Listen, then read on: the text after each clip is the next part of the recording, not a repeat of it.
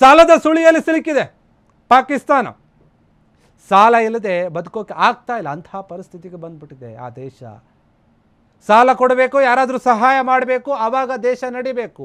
ಆ ರೀತಿಯಾದ ಪರಿಸ್ಥಿತಿಗೆ ಬಂದು ನಿಂತಿದೆ ಪಾಕಿಸ್ತಾನ. ಈಗ ಏನಾಗುತ್ತೆ ಹಾಗಾದ್ರೆ ಮುಂದಿನ ದಿನಗಳಲ್ಲಿ ಪಾಕಿಸ್ತಾನದ ಗತಿ ಈ ರೀತಿಯಾಗಿ ಆಗ್ತಾ ಇದೆ.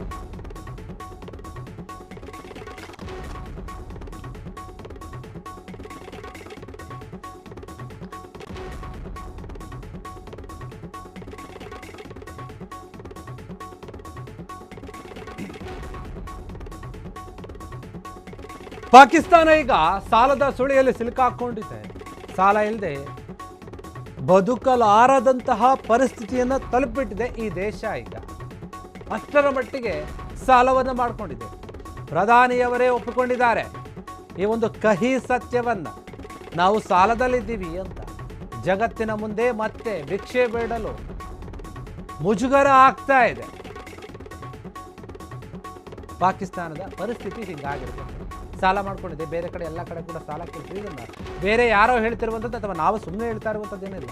ಸ್ವತಃ ಪಾಕಿಸ್ತಾನದ ಪ್ರಧಾನಿಯೇ ಹೇಳ್ತಾ ಇದ್ದಾರೆ, ನಮಗೆ ಹೌದು ಸಾಲದ ಅವಶ್ಯಕತೆ ಇದೆ ಅಂತ. ಬೇರೆ ಬೇರೆ ದೇಶಗಳ ಹತ್ರ ಹೋಗಿ ಕೇಳ್ತಾ ಇದ್ದಾರೆ.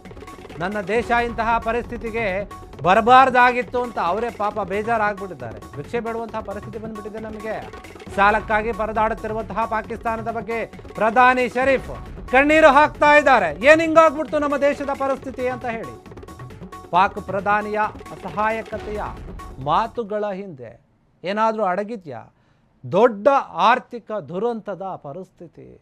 ಪಾಕಿಸ್ತಾನದ ಪ್ರಧಾನಿನೇ ಕಣ್ಣೀರು ಹಾಕ್ತಾ ಇದ್ದಾರೆ. ನಮ್ಮ ದೇಶದ ಪರಿಸ್ಥಿತಿ ಹಿಂಗಾಗಿದೆ, ಆರ್ಥಿಕ ಪರಿಸ್ಥಿತಿ ತುಂಬ ಕುಗ್ಗೋಗ್ಬಿಟ್ಟಿದೆ, ಕಡಿಮೆ ಆಗಿದೆ, ಸಾಲ ಬೇಕಾಗಿದೆ ನಮಗೆ. ಬೇರೆ ದೇಶದವರು ಕೂಡ ನಾವೆಷ್ಟು ಕೇಳ್ತಿದ್ದೀವಿ ಅಷ್ಟು ಸಾಲ ಕೂಡ ಕೊಡ್ತಾ ಇಲ್ಲ.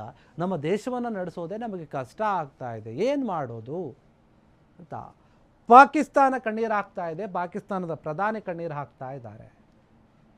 ಪಾಕಿಸ್ತಾನವು ಈಗ ಸದ್ಯ ಆರ್ಥಿಕ ಬಿಕ್ಕಟ್ಟನ್ನು ಎದುರಿಸ್ತಾ ಇದೆ. ದೊಡ್ಡ ಮಟ್ಟದಲ್ಲಿ ಸಾಲದ ಸುಳಿಯಲ್ಲಿ ಸಿಕ್ಕಾಕೊಂಡು ನರಳಾಡ್ತಾ ಇದೆ. ಪ್ರತಿನಿತ್ಯವೂ ಕೂಡ ಹಣದುಬ್ಬರ ಗಗನಕ್ಕೇರುತ್ತಾ ಇದೆ. ಅಗತ್ಯ ವಸ್ತುಗಳ ಬೆಲೆ ಕೂಡ ಏರಿಕೆ ಆಗ್ತಾ ಇದೆ. ಜನ ತತ್ತರಿಸಿ ಹೋಗ್ತಾ ಇದ್ದಾರೆ. ತಮಗೆ ಬೇಕಾದಂತಹ ವಸ್ತುಗಳನ್ನು ತೆಗೆದುಕೊಳ್ಳೋಕ್ಕಾಗ್ತಾ ಇಲ್ಲ.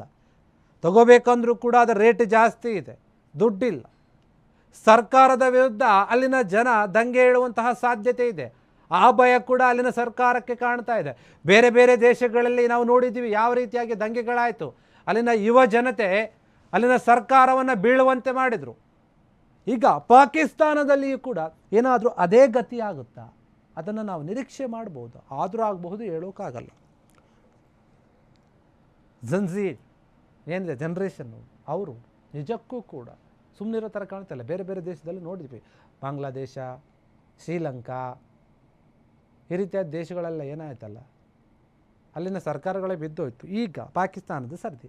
ಚೀನಾ ಮತ್ತು IMF ಸಾಲದ ಬಡ್ಡಿ ಕಟ್ಟುವುದೇ ದೊಡ್ಡ ಹೊರೆ ಆಗಿಬಿಟ್ಟಿದೆ. ಸಾಲ ತಗೊಂಡಿದ್ರು ಈ ಹಿಂದೆ, ಅದ್ರ ಬಡ್ಡಿ ಕಟ್ಟೋಕ್ಕೆ ಕೂಡ ಆಗ್ತಾ ಇಲ್ಲ ಅವ್ರಿಗೆ.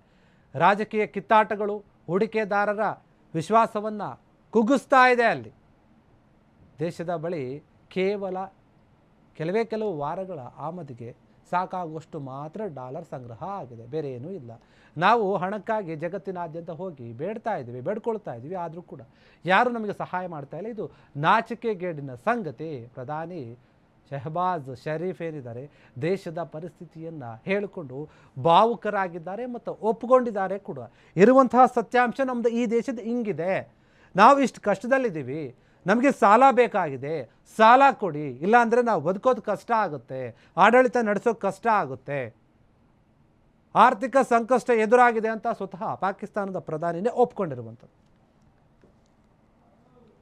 ಕ್ಷಣ ಕ್ಷಣದ ಸುದ್ದಿಗಳಿಗಾಗಿ ಫ್ರೀಡಂ ಟಿವಿ ಸಬ್ಸ್ಕ್ರೈಬ್ ಮಾಡಿ, ಲೈಕ್ ಮಾಡಿ ಹಾಗೂ ಫಾಲೋ ಮಾಡಿ. ಹೊಸ ಸುದ್ದಿಗಳ ನೋಟಿಫಿಕೇಶನ್ಗಾಗಿ ಬೆಲ್ ಐಕಾನ್ ಮೇಲೆ ಕ್ಲಿಕ್ ಮಾಡಿ.